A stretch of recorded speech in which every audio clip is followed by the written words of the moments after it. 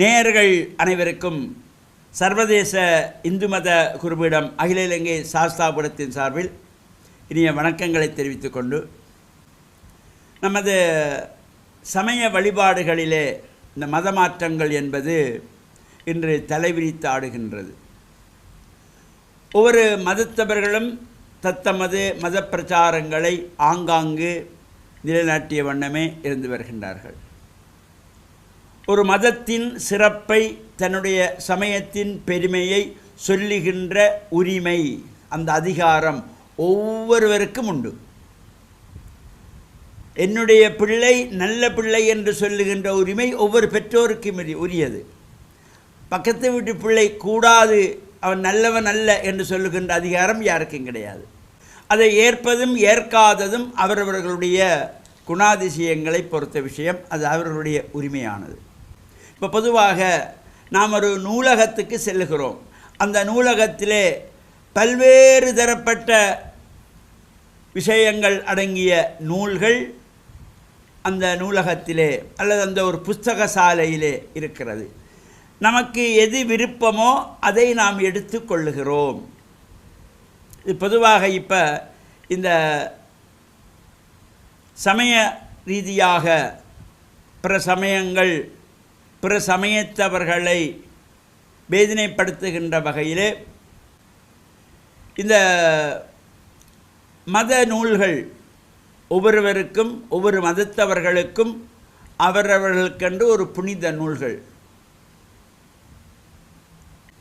அது அவர்களுடைய அடிப்படை உரிமையோடு கூடியதாக தத்தமது சமய நெறிகளை கற்றுக்கொள்ளுகின்ற வகையிலே அமைக்கப்பட்டிருப்பது. எனவே அவர்களுக்குள்ளே ஒரு முரண்பாடு வருகின்ற பொழுது, உன்னுடைய புனித நூலை நான் நெருப்பு வைப்பேன், கொளுத்துவேன் என்று சொல்லுகின்ற அதிகாரம் எவருக்கும் கிடையாது. அந்த மத பிரச்சாரத்தை நாம் தடுக்கலாமே தவிர, நாம் சைவ சமயத்தவர்கள், எங்களுக்கு மற்ற மதத்தவர்களுடைய பிரச்சாரங்கள் தேவையில்லை, மற்ற நூல் நமக்கு தேவையில்லை, நீங்கள் தவிர்த்து கொள்ளுங்கள் என்று தடுக்கலாமே தவிர, நீ அதை கொடுத்தால் நான் அதை கொளுத்துவேன் என்று சொன்னால் அவருக்கும் இவருக்கும் எந்த விதமான வித்தியாசம் இல்லாமல் போய்விடும். எந்த மத நூலாக இருந்தாலும் அத்தனையும் நாம் போற்ற வேண்டியவர்கள். அந்த வகையிலே இந்த மத பிரச்சாரங்களை இது பணத்துக்காகவோ அல்லது வேறு காரணங்களுக்காகவோ செய்கிறார்கள் என்று சொல்லுகின்றவர்களும் உண்டு. அது எவ்வாறாக இருந்தாலும் எந்த ஒரு மனிதனும் இது அவனுடைய தனிப்பட்ட உரிமை. நீ மதம் மாறுகின்றாயா, உன்னுடைய தாயை நீ விலை பேசுகின்றாய். நீ பிறரை மதம் மாற்றுகின்றாயா, பிறரை மதம் மாற்றி உன்னுடைய மதத்துக்கு எடுக்கின்றாயா, நீ என்னுடைய தாயை விலை பேசுகிறாய். எனக்கு விருப்பம் இருந்தால் நான் பைபிளை படிக்கலாம், நான் படித்திருக்கிறேன், நான் குரானை படித்திருக்கிறேன். அனைத்தும் நமக்கு தேவை. அதில் உள்ள சில நல்ல விஷயங்களை எடுத்து நாம் கருத்துக்களை பரிமாறப்படுகின்ற பொழுது இவை அனைத்தும் நமக்கு தேவை என்கின்ற வகையில் நாம் தேவையானதை படித்து கொள்ளலாம். அதேபோல் ஒரு நூலகத்தில் செல்கிறோம், எது நமக்கு தேவையோ அதை நாம் பார்க்கிறோம், படிக்கிறோம்.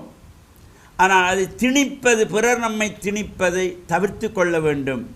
அதற்காக நாம் அந்த பைபிளை கொளுத்துவோம் என்று சொல்லுவது நாகரிகமில்லாத ஒரு செயல் என்பதனை தாழ்மையோடு தெரிவித்து கொண்டு, அந்தந்த மதம் அந்தந்த மதத்தவர்களுக்கு பெரியது. காக்கைக்கும் தன் குஞ்சு பொன் குஞ்சு என்றார்கள். அந்த வகையிலே நாம் நமது சமய கோட்பாடுகளை பாதுகாக்கின்ற வகையிலே இந்த சமய நெறிகளை வழிநடத்துகின்ற பொழுது நம்முடைய சமய நூல்களை எவ்வாறு புனிதமாக இந்த தேவார திருமுறைகளை, ராமாயணத்தை, மகாபாரதத்தை, வேத ஆகமங்களை எல்லாம் புனித நூலாக போற்றுகின்றோமோ, அதேபோல் அவரவருடைய புனித நூல்கள் அது.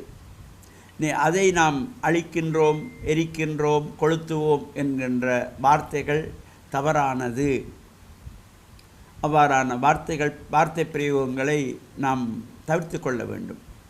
அந்த பிற மதத்தவர்கள் நம்முடைய மதத்தவர்களை மதம் மாற்றாமல் இருப்பதற்கு நாம் நடவடிக்கை எடுக்கலாமே தவிர, அவர்கள் செய்த அதே செயலையுடைய மோசமாக நாம் கொளுத்துவோம் என்று சொல்வது தவறானது.